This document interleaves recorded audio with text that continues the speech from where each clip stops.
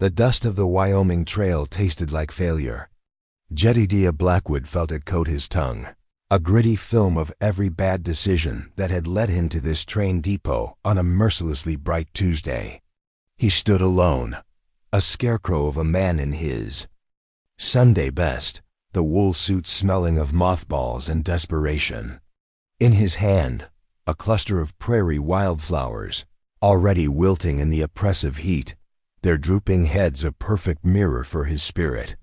His gaze was fixed on the shimmering steel tracks that sliced through the endless, unforgiving landscape, the 2 lines of hope he had paid for with the last of his wife's savings.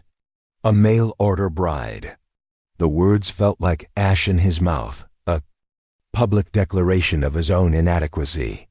He couldn't manage his farm, couldn't quiet the ghosts in his small cabin, couldn't be enough for his own son. Caleb, all of 6 years old with eyes the same shade of impossible blue as his late mother's, stood a few feet away, clutching the wooden leg of the platform bench. He was silent, as he often was these days, a small solemn shadow in his father's much larger one. The whole town of Redemption seemed to be holding its breath, watching from the windows of the general store and the saloon. He could feel their judgment, a physical weight on his shoulders. Jedediah Blackwood, the man who had lost everything his spirited wife, Martha, to a fever that stole her breath in a single night. His luck to a drought that had cracked his land like old leather. And now his dignity, bartered for the promise of a woman named Eleanor Vance from Ohio, whose photograph showed a plain, sturdy face and eyes that promised nothing more than a willingness to work.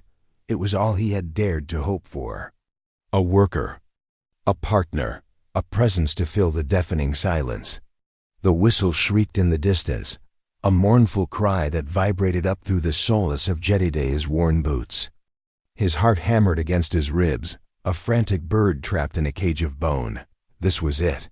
The train, a black serpent breathing smoke, grew larger, resolving out of the heat haze. It slowed with a great, groaning sigh of steam and steel, the squeal of the brakes setting Jedediah's teeth on edge. Doors opened. A few prospectors got off, their faces grim with dust and disappointment. A salesman in a bowler hat. Then, nothing. Jedediah's eyes darted from one car to the next. Where was she? The photograph, tucked in his breast pocket, felt like a lead weight. Eleanor Vance with her plain face and sturdy hands.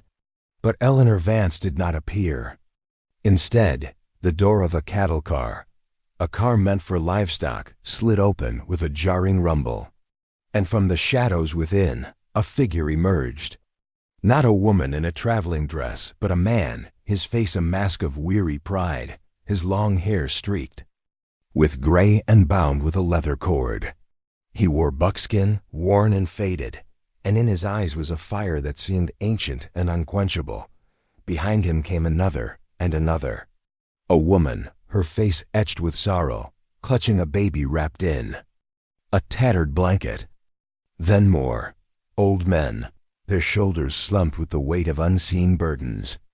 Young men, their faces hard and defiant, their eyes scanning the town with a mixture of contempt and fear. Children, their dark eyes wide and unblinking, clung to their mothers' skirts. They were thin, their clothes little more than rags, their bodies carrying the geography of starvation and flight. They were the Shoshone, or what was left of them, driven from their ancestral lands by blue-coated soldiers and the relentless march of progress. And then she appeared. She was the last to step from the suffocating darkness of the car. She was not the plain, sturdy woman from the photograph. She was tall and slender, with a braid of black hair so thick it hung down her back like a rope. Her face was all sharp angles and fierce intelligence, her cheekbones high and proud, her mouth set in a line of grim determination. She wore a simple deerskin dress, adorned with a few beads that seemed to capture and hold the harsh sunlight. She carried no luggage, only an unyielding dignity that seemed to push back against the hostile air. Her eyes dark and deep as a forest. At midnight, swept over the stunned crowd, over the sneering face of Sheriff Brody, over the curious and fearful townspeople, and finally, they landed on Jedediah. There was no recognition in them, no softness. Only the cold, hard assessment of a survivor cornered. The town was a low hum of whispers, a hive disturbed. "Savages," someone muttered. "What in God's name?"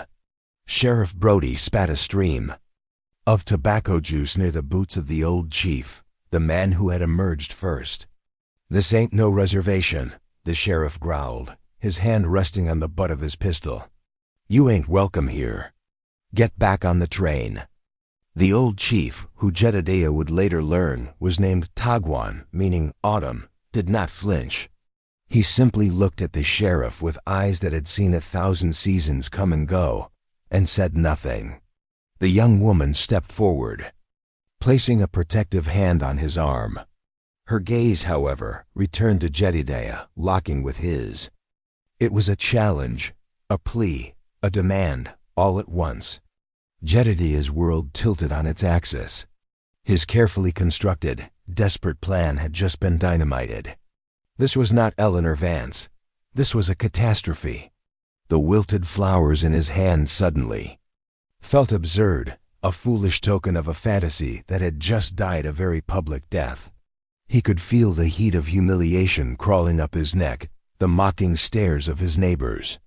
He could see Silas Croft, the banker who held the note on his farm, watching from the shade of the station awning, a cruel smirk playing on his lips. This was the final nail in his coffin. The town fool, waiting for a bride who never came, and getting a tribe of Indians instead. He should have turned away. He should have dropped the flowers, taken Caleb's hand, and walked back to his failing farm to be swallowed by the silence. It was the sensible thing to do. But then he saw it. In the woman's eyes, beneath the fire and the pride, was the same raw, bottomless desperation he saw in his own reflection every morning. It was the look of someone who had run out of road. And beside her, a small girl, no older than Caleb, coughed, a dry rattling sound that spoke of dust and hunger. And in that moment, something inside Jedediah, something he thought had died, with Martha, broke free. It was not courage. It was not nobility. It was a reckless, stubborn refusal to be broken completely. He thought of the contract in his pocket, the legal document that bound Eleanor Vance to him. He thought of the lie she must have told, the desperate gamble she must have taken to secure passage for her people. He looked at the proud, terrified woman before him, and he saw not a stranger, but a fellow soul on the brink of the abyss. The Feenway. Train whistle blew again, a final impatient warning. Sheriff Brody took a step forward, his intentions clear. "Last call," he snarled at the Shoshone. "Get on, or I'll put you on." Jedediah's feet moved before his mind could stop them. He walked past the sheriff, his boots crunching on the gravel, the sound unnaturally loud in the sudden silence. He stopped directly in front of the woman. He could smell the scent of sage and wood smoke on her, the scent of a life lived under the open sky. He ignored the gasps from the crowd, the sheriff's sputtering outrage. He looked into her dark, fathomless eyes. He didn't know her name. He didn't know her story. He only knew the shape of her desperation. He held out the wilting flowers. A tremor ran through his hand, but he held it steady. His voice, when it came, was rough, cracked with disuse and dust, but it carried across the platform with the force of a thrown stone. "Eleanor Vance, I presume?" The woman's eyes widened almost imperceptibly. A flicker of confusion, then a dawning, shocked understanding. She understood the name. She understood the lifeline he was throwing into her sea of despair. For a heartbeat, the world stood still. The whispers died. The sheriff froze. Silas Croft's smirk vanished. The woman did not smile. Her face remained a mask of stoic control. But she reached out a slender, calloused hand and, with a grace that seemed impossible in this gritty, hopeless place, she took the flowers from him. Her fingers brushed his, a touch as light as a moth's wing, yet it sent a jolt through him. A current of shared, unspoken catastrophe. Then she inclined her head, a gesture so regal it made the dusty platform feel like a throne room. "I am here," she said, her voice low and clear, with an accent that was both musical and foreign. Jedediah turned, his heart a wild drum against his ribs. He faced the sheriff, the town, the whole judgmental world. He held up the marriage contract he had pulled from his pocket, the paper trembling in his hand. "My wife has arrived," he announced, his voice ringing with a conviction he did not feel. He gestured to the weary, hungry people behind her, the old chief, the mothers, the children, the silent, watchful young men. "Her family is with her. They will be staying with me." The silence that followed was absolute, a vacuum of pure, unadulterated shock. Jedediah Blackwood, the broken farmer, had not just claimed a bride, he had claimed a tribe. And in that single, insane, irreversible act of defiance, he had just declared war on the world that had tried to crush him. He didn't know if he had just saved them or damned them all. He only knew that for the first time in a long, long time, the silence in his soul had been answered. Not with comfort, but with thunder. The journey to the farm was a silent procession of ghosts. Jedediah led the way on his old mule. Caleb perched in front of him, his small body rigid with a mixture of fear and awe. Behind them, the woman, he still didn't know her real name, walked with a straight-backed poise that defied her obvious exhaustion. Her people followed, a straggling line of weary souls, their bare feet stirring up small puffs of the red dust that seemed to coat everything in this godforsaken land. They moved with a quietness that was unnerving, their presence a stark contrast to the harsh, empty landscape. They were a river of displaced humanity flowing into the dry creek bed of his life. His farm was not a farm. It was a testament to grief and neglect. The cabin, built by his own hands for Martha, now sagged like a tired old man. The porch steps were loose, the paint had peeled away to reveal the weathered gray wood beneath, and one of the window shutters hung from a single hinge, banging a mournful rhythm in the wind. The fields were a patchwork of stubborn weeds and withered corn stalks, the earth cracked and thirsty. The well was nearly dry. It was a place of endings, not beginnings. He watched the woman's eyes as she took it all in. He expected to see contempt, or perhaps pity. He saw neither. Her gaze was practical, analytical. She noted the broken fence, the fallow fields, the listless chickens scratching in the dirt. Her eyes lingered on the small, lonely grave on the hill, marked by a simple wooden cross. She looked at it, then back at him, and for the first time, a flicker of something, not softness, but shared understanding of lost past between them. They did not speak. Words were a luxury they couldn't afford, a bridge across a chasm too wide to contemplate. The Shoshone did not try to enter the cabin. Under the direction of the old chief, Tagwan, they began to make a camp in the small grove of cottonwood trees by the dry creek bed.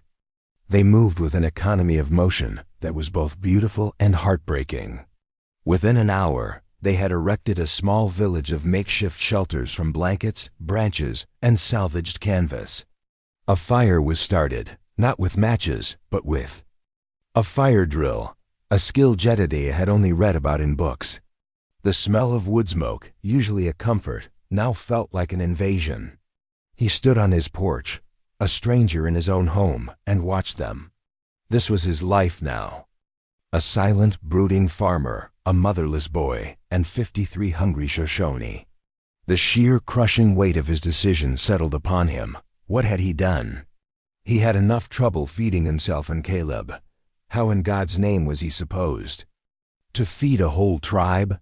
Silas Croft would foreclose on him by winter. The town would see him starve.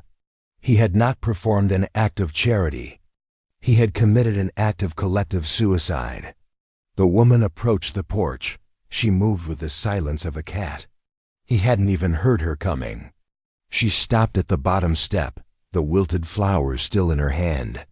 "My name is Amina," she said, the words seeming to cost her something. "Daughter of Tagwan, Jedediah," he replied, his voice a low rumble. He gestured vaguely toward the cabin.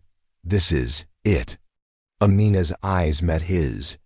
"We are not beggars," she said, her voice laced with steel. "We will work. We will share what we have." Jedediah almost laughed. "Share what?" A few scrawny rabbits their young men had managed to snare on the walk, his near-empty larder. "I have a contract that says you're my wife," he said, the words tasting bitter. "It doesn't say anything about this." He swept a hand toward the bustling camp. "The contract was a lie," she stated, not as a confession, but as a fact. "A boat to take my people away from the soldiers. They were putting us on land where the water is poison and the earth gives nothing. It was the only way." "So you lied," he said flatly. "So I survived," she corrected him, her chin lifting. "As you are trying to survive." Her gaze flicked to Caleb, who was peeking around the doorframe, his thumb in his mouth. "You have a son. You have land. We have hands. We have knowledge you do not. The earth is not dead. It is sleeping. We know how to wake it." The days that followed were a grueling ballet of silent shared labor. There was no tenderness, no easy camaraderie. There was only the brutal, relentless reality of survival.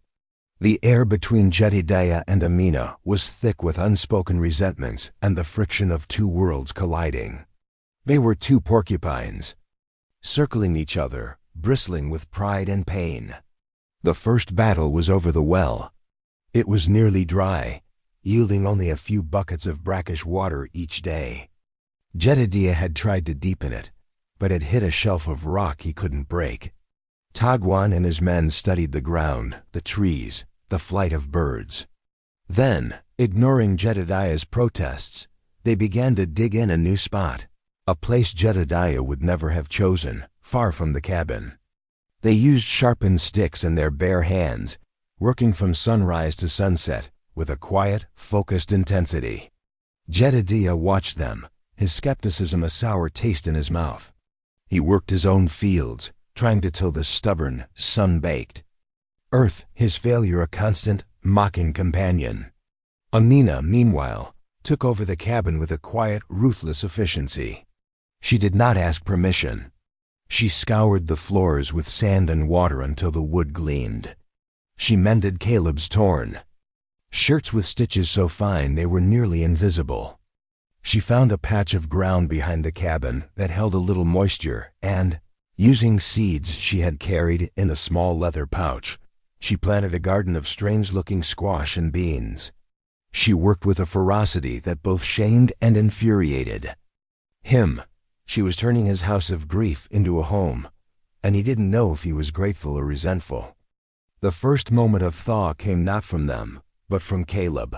The boy, who had been a ghost in his own home, was drawn to the Shoshone camp like a moth to a flame. He watched their children play games with stones and sticks. He listened to the low, musical cadence of their language. One afternoon, Jedediah saw him sitting with Tagwan, the old chief patiently showing him how to fletch an arrow with a hawk's feather. The boy's face, usually so solemn, was lit with a rare, bright spark of interest. Later that evening, as Amina was cooking a thin stew of rabbit and wild greens over the fire, Caleb spoke his first Shoshone word. "Hiza," he said, pointing to a flower. It meant yellow. Amina looked at the boy, and for the first time, the hard mask of her face softened, just for a second, into something that looked almost like a smile. She answered him in her own tongue, her voice gentle. Jedediah stood in the shadows, watching them, a strange, painful ache in his chest. His son was finding a new world, a new family, while he was still lost in the ruins of the old one.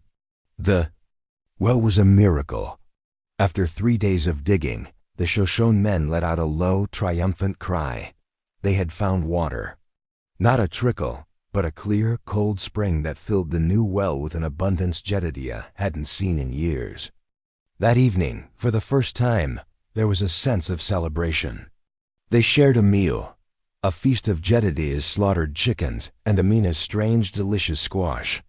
They sat around a large bonfire, the flames dancing against the deepening twilight. The Shoshone began to sing, a low, haunting melody that spoke of mountains and rivers and a world that was lost. Caleb fell asleep with his head in Amina's lap, his small hand clutching a fold of her deerskin dress. Jedediah sat apart, watching them. He saw the way Amina's hand rested on his son's hair, a gesture of unconscious tenderness. He saw the respect in the eyes of the young men when they looked at him, the man who had given them sanctuary. He saw the life, the vibrancy, the community that had sprung up on his barren land. He had wanted a wife, a helper. He had gotten a whirlwind that had torn his life apart and was now, piece by painful piece, putting it back together in a shape he no longer recognized. He was still afraid. He was still angry. But as he looked at Amina, her face illuminated by the firelight, her expression serene as she watched her people, he felt something else, something new and terrifying and utterly unwelcome, hope. The whispers started the first time Jedediah went into Redemption for supplies. He walked into the general store, the bell above the door jangling like an alarm, and the low murmur of conversation ceased. Every eye turned to him. He could feel the words, unspoken, but hanging in the air like thick smoke. Indian lover, traitor, fool. Mr. Henderson, the store owner, who had known Jedediah since he was a boy, suddenly couldn't meet his eyes. He filled Jedediah's order with a grim reluctance, his movements stiff and resentful. "Heard you got yourself a whole new family out there, Blackwood," a voice drawled from the corner. It was one of Silas Croft's ranch hands. The man spat on the floor. How does it feel, sleeping with a savage? Jedediah's hands clenched into fists. The old Jedediah, the one before Martha's death, would have launched himself at the man, but grief had hollowed him out, and the constant, grinding struggle for survival had left no room for pride. He simply paid for his goods, his face a stony mask, and walked out, the silence of the store a condemnation at his back. The town had drawn a line in the dust. On one side were Jedediah and his strange, unwelcome family. On the other was everyone else. The children who used to wave at him now stared with a mixture of fear and morbid curiosity. The women who had once offered him condolences after Martha's death now crossed the street to avoid him, clutching their skirts as if he were contaminated. He was an outcast, a pariah. His desperate act of defiance had cost him what little standing he had left. Silas Croft fanned the flames of their fear and hatred. He spoke in the saloon of the threat the Shoshone posed, of stolen cattle and land values plummeting. He painted Jedediah as a dangerous fool who had brought a plague upon them all. "It's not his land to give away," Croft declared to any who would listen. "That farm is mortgaged to the hilt. It's the bank's land. It's our land. And he's letting it be overrun by heathens." The pressure was immense, a constant, suffocating weight. Jedediah felt it in the cold stares, in the refused services, in the sudden chilling isolation. There were nights he lay awake, the weight of it all pressing down on him. And he hated Amina. He hated her for her pride, for her resilience, for being the cause of his exile. He hated her for making him feel things he didn't want to feel. But the farm was changing. Under the patient guidance of Tagun and the tireless work of the Shoshone, the land was coming back to life. They cleared the fields of weeds and rocks. They irrigated the parched earth with water from the new well, using a clever system of channels that Amina designed. They planted not just Jedediah's corn, but their own crops, creating a tapestry of green that was a vibrant defiance against the brown, dusty landscape. The Shoshone men were expert hunters, bringing in deer and antelope, their larders fuller than Jedediah's had been in years. The women were masters of preservation, smoking meat, drying fruits and vegetables they found in the wild, their knowledge a stark contrast to his own helplessness. They were building a world together, a small self-sufficient island in a sea of hostility.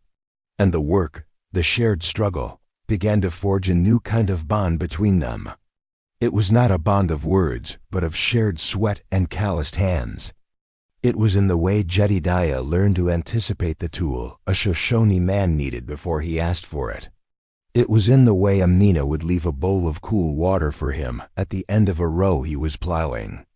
It was in the shared, weary smiles at the end of a long day, a silent acknowledgement of their mutual survival. The hostility of the town, however, only grew. One night, they woke to the smell of smoke. Someone had thrown a torch into their newly harvested corn, setting a portion of the field ablaze. The men, Jedediah and Shoshone alike, worked side by side in the flickering darkness, beating back the flames with blankets and shovels. They saved most of the crop, but the message was clear. They were not welcome. They were a threat to be eliminated.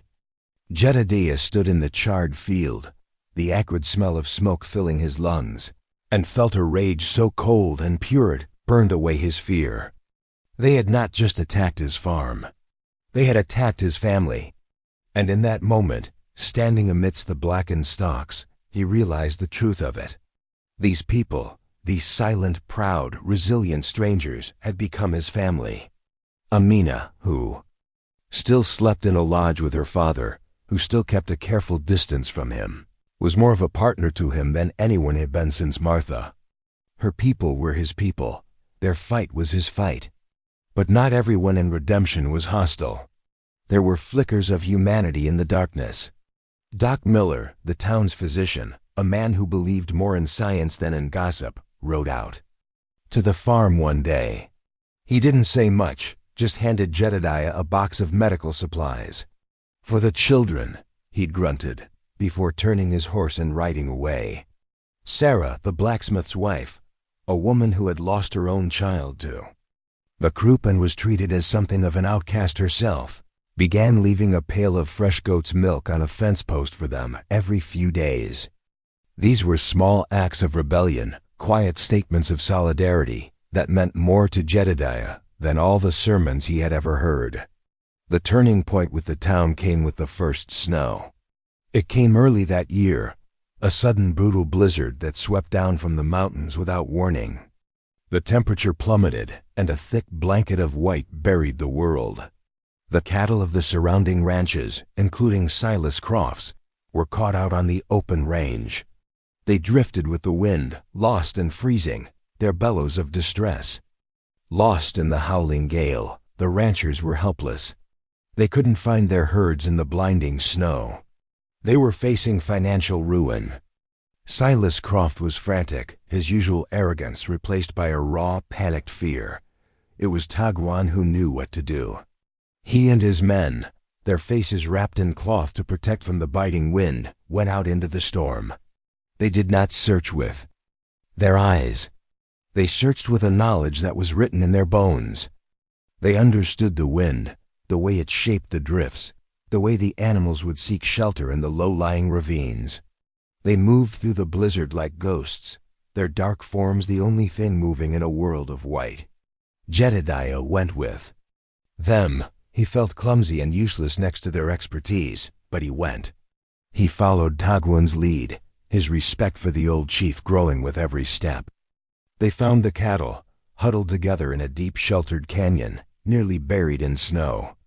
It took them the better part of 2 days, but they managed to herd them all, not just Crofts but every rancher's, back towards the town. When the storm finally broke, the people of Redemption emerged from their homes to a world transformed, and then they saw it. The long dark line of cattle, trudging through the snow, being driven by the very people they had scorned and feared. The Shoshone, with Jedediah Blackwood at their side, were saving them. Silas Croft stood on the porch of his large, imposing house and watched them come. There was no gratitude in his eyes, only a new, more dangerous kind of hatred. The hatred of a man who has been indebted to those he despises. The townspeople, however, were different. They stood in the street, their faces a mixture of awe and shame. They had been saved by the savages. Their judgment had been proven wrong in the most undeniable way possible. The whispers did not stop, but their tone began to change. The fear began to be replaced by a grudging, reluctant respect. They had seen not a threat, but a strength they could not comprehend. And in the middle of it all, they saw Jedediah Blackwood. No longer the town fool, but a man who had, against all odds, built a bridge between two worlds. He had not just survived. He was beginning to thrive. And for a man like Silas Croft, that was the most dangerous thing of all.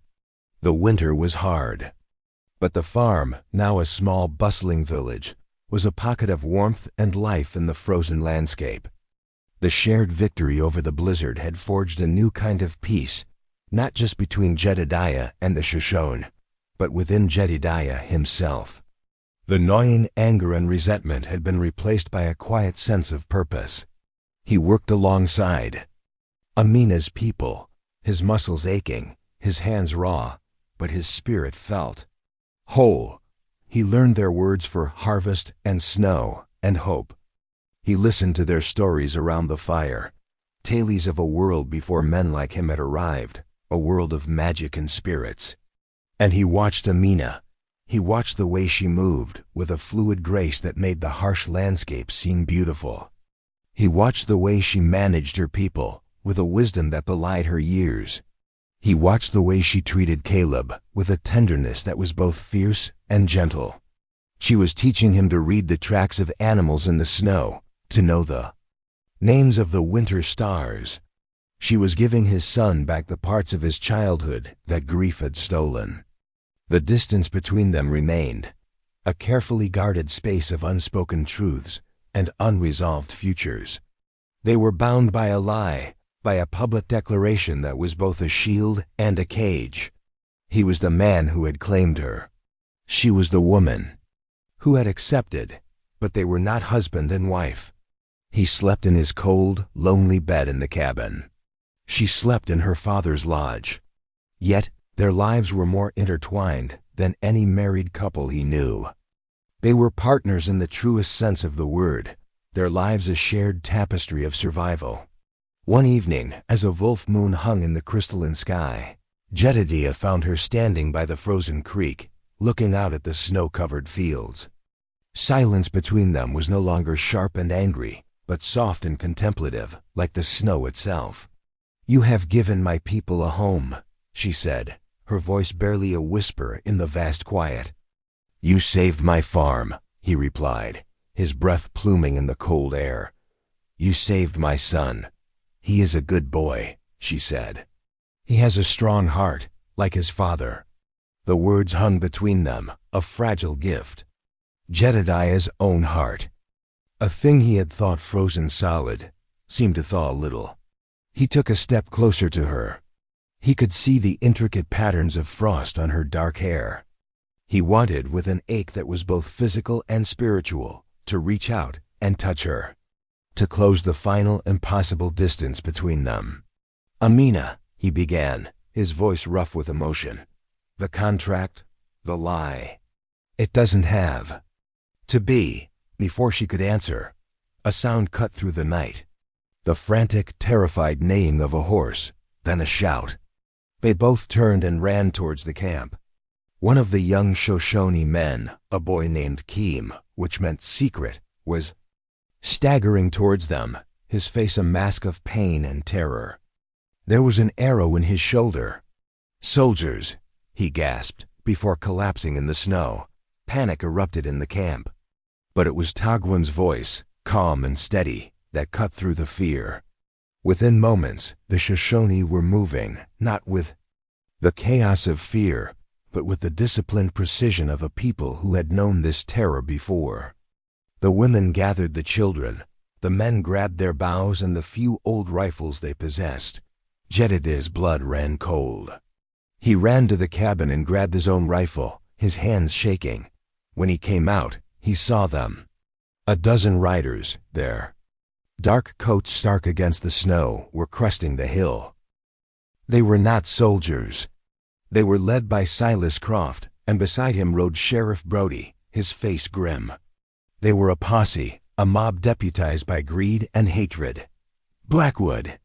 Croft's voice boomed across the frozen fields, a grotesque violation of the night's peace.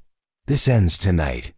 You are harboring fugitives and squatting on land that does not belong to you. I have a court order. You have 1 hour to surrender these savages and vacate the premises. Jedediah stood on his porch, his rifle in his hand, Amina at his side. The Shoshone had formed a silent defensive line behind them. They were outnumbered, outgunned. This was not a fight they could win. He is lying, Amina said, her voice low and fierce. There is no court order. This is murder, sanctioned by a badge. Jedediah knew she was right. This was the final test, the culmination of all the whispers, the hatred, the fear. Croft was not here for the land. He was here to exterminate the hope that had taken root on it. He was here to crush the defiance that Jedediah and Amina represented. To lose now would be to lose everything. Not just the farm, but the family they had forged in fire and snow. It would mean sending these people to a reservation that was a death sentence. It would mean Caleb losing the second mother he had just found. He looked at Amina. Her face was calm, her eyes blazing with a warrior's spirit. In that moment, he knew he would rather die here with her than live a single day without the world they had built. There will be no surrender, Jedediah shouted back, his voice ringing with a clarity that surprised him. This is my home. This is my family. You want it, you'll have to take it from our dead bodies. A tense, terrible silence fell. The moon watched, cold and impartial. Croft laughed, a harsh, ugly sound. Have it your way, Blackwood. He raised his hand, about to give the order to attack. But then, another sound. The crunch of boots on snow. A single figure, carrying a lantern, was walking up the road from town. It was Doc Miller. Then another figure appeared behind him. The blacksmith, carrying his heavy hammer, and another. His wife, Sarah, her face set and determined. Then more, a dozen, then 24 of the townspeople, the same people who had scorned and ostracized him, were marching up the road, their faces illuminated by the flickering light of lanterns. They were not armed with guns, but with a quiet, resolute purpose. They did not stop at the posse. They walked right past them, their silence a more powerful condemnation than any shout. They came to a stop and formed a line, not behind Jedediah, but in front of him. They stood between the farm and the posse, a human shield of farmers, merchants, and housewives. Sheriff Brody looked stunned. What is the meaning of this? Get back to your homes. This is official business. It was Sarah, the blacksmith's wife, who spoke, her voice clear and strong in the cold night air. This man and these people saved our cattle. They saved this town from starving. They are our neighbors. We will not let you do this. Silas Croft's face was a mask of pure fury. They are savages, and he is a traitor to his own kind. No, Doc Miller said, his voice calm and steady as he stood before Croft's horse. He is a better man than you will ever be, Silas. He took in the desperate and the broken and croaken, and he gave them a home. You only know how to take. He knows how to build. Now you and your hired guns get off this land, or you will have to go through all of us. The standoff was absolute. Croft's posse looked at the determined faces of their own neighbors, and their resolve wavered. These were not faceless savages they were being asked to kill. These were their friends, their customers. Sheriff Brody, seeing the tide turn, seeing his authority evaporate, slowly lowered his pistol. He would not fire on the town he was sworn to protect. Croft, sputtering with impotent rage, saw that he had lost. His power, built on fear and intimidation, had crumbled in the face of a community's courage. He stared at Jedediah, his eyes promising a future of legal battles and endless harassment. But the war, for tonight, was over. With a final venomous curse, he wheeled his horse around and rode away, his posse dissolving behind him into the darkness. The townspeople did not cheer. They simply stood there for a moment in the moonlight, a silent testament to the change that had occurred. Then, one by one, they turned and walked back to their homes, their lanterns bobbing in the dark. They had done what was right. Nothing more needed to be said. Jedediah stood on his porch, his rifle hanging forgotten in his hand. He looked at Amina, her face softened by a relief so profound it was almost painful to see. He looked at Tagwan, who gave him a slow, solemn nod of respect. He looked at Caleb, who was hugging Amina's leg, his small face buried in her dress. The lie had become the truth. Not in the courtroom, not on a piece of paper, but here, in the frozen dirt of this small, forgotten farm. They were a family, bound not by blood, but by choice, by struggle, by the shared defense of their home. He reached out, his hand trembling. Slightly, and for the first time, he touched her face. He cupped her cheek, his calloused thumb stroking her soft skin. She did not pull away. She leaned into his touch, her dark eyes holding his, and in their depths, he saw not a stranger, not a survivor, but the other half of his own soul. The war was over. And the love story, the real one, was just beginning. Spring came to the valley like a whispered promise. The snow retreated, revealing the rich, dark earth, and the creek, no longer dry, gurgled with life. The farm, once a symbol of despair, was now a thriving settlement, a testament to the resilience of the human spirit. The neat rows of crops, a mix of Jedediah's corn and the Shoshone's beans and squash, were a vibrant green. The cabin had been repaired, the porch fixed, the shutters painted a cheerful blue. The Shoshone lodges, no longer looking like temporary shelters, were now sturdy and permanent, arranged in a graceful curve around the cottonwood grove. The two settlements had merged into one, a single unique community forged in the crucible of hardship. The town of redemption had changed, too. The fear and suspicion had been replaced by a quiet respect, and in some cases, a genuine friendship. The Shoshone's knowledge of the land, of herbs and healing, of weather and water, had become an invaluable resource. Amina, once the feared savage, was now a respected leader, consulted by ranchers and farmers alike. Jedediah, no longer the town fool, was seen as a man of quiet strength and wisdom, the bridge between two cultures. Silas Croft still lurked in the background, a bitter, defeated man, but his power was broken, his influence withered. The heart of the town had proven stronger than its hate. But the biggest change was between Jedediah and Amina, the space between them, once a chasm of unspoken resentments, had been filled with a quiet, powerful intimacy. They were rarely apart, working together in the fields, making decisions for their shared community, raising Caleb as a son to them both. The love that had grown between them was not a sudden passionate fire, but a slow, steady warmth, like the sun on the spring earth. It was a love built on a foundation of shared struggle, mutual respect, and a deep, abiding understanding of the scars they both carried. One evening, as the sun set in a blaze of orange and purple behind the mountains, Jedediah found Amina by Martha's grave. She had planted wildflowers around the simple wooden cross, their bright colors a stark contrast to the weathered gray wood. She was not praying, just standing there, a silent acknowledgement of the woman who had come before her. Jedediah stood beside her, their shoulders almost touching. "She would have liked you," he said, his voice thick with emotion. "She was fierce, like you." Amina turned to him, her dark eyes soft in the twilight. "She is a part of this land, a part of you, a part of Caleb. She's a part of our home." He reached out and took her hand, his fingers lacing with hers. It felt as natural as breathing.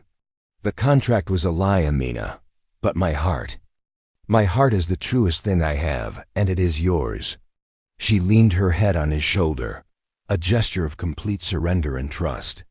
"I have been a stranger in every land I have walked upon since I was a child," she whispered. "But here, with you, I am not." He knew then what he had to do. It was not about legalities, not about the town, not about satisfying a lie. It was about celebrating the truth. The wedding was not held in a church. It was held under the ancient cottonwood tree by the creek, the same tree that had first given her people shelter. Everyone was there. The entire Shoshone tribe, dressed in their finest beaded buckskin. And the people of redemption, the blacksmith and his wife, Doc Miller, farmers and merchants, their faces open and smiling. They were not two separate groups, but one community standing together as witnesses. Tagwan, his face a beautiful roadmap of years and wisdom, performed the ceremony, speaking in the Shoshone tongue of the two rivers that now flowed as one. Jedediah, in his Sunday suit, felt his heart would burst. He looked at Caleb standing between them, holding both their hands, his face beaming with a joy that was pure and absolute. And he looked at Amina. She wore a simple white dress, a gift from Sarah, the blacksmith's wife, but she had adorned it with a belt of intricate Shoshone beadwork. On her feet were the moccasins she had worn the day she arrived. In her hair were the wildflowers that now grew on Martha's grave. She was a perfect, beautiful blend of both their worlds. When it was his turn to speak, Jedediah did not have any poetic words. He only had the truth. He looked into Amina's eyes, the eyes that had once held so much pain and defiance, and now held a love so deep it took his breath away. "I was a broken man," he said, his voice clear and steady, carrying on the gentle breeze. "I was living in a house of ghosts, on a land that had forgotten how to live. I thought I needed someone to save me from my loneliness." He paused, his gaze sweeping over the faces of their blended family, their friends, their home. "I was wrong. We weren't meant to be saved from our brokenness." He turned back to Amina, his hand tightening on hers, his heart overflowing. "We were meant to be made whole by it together."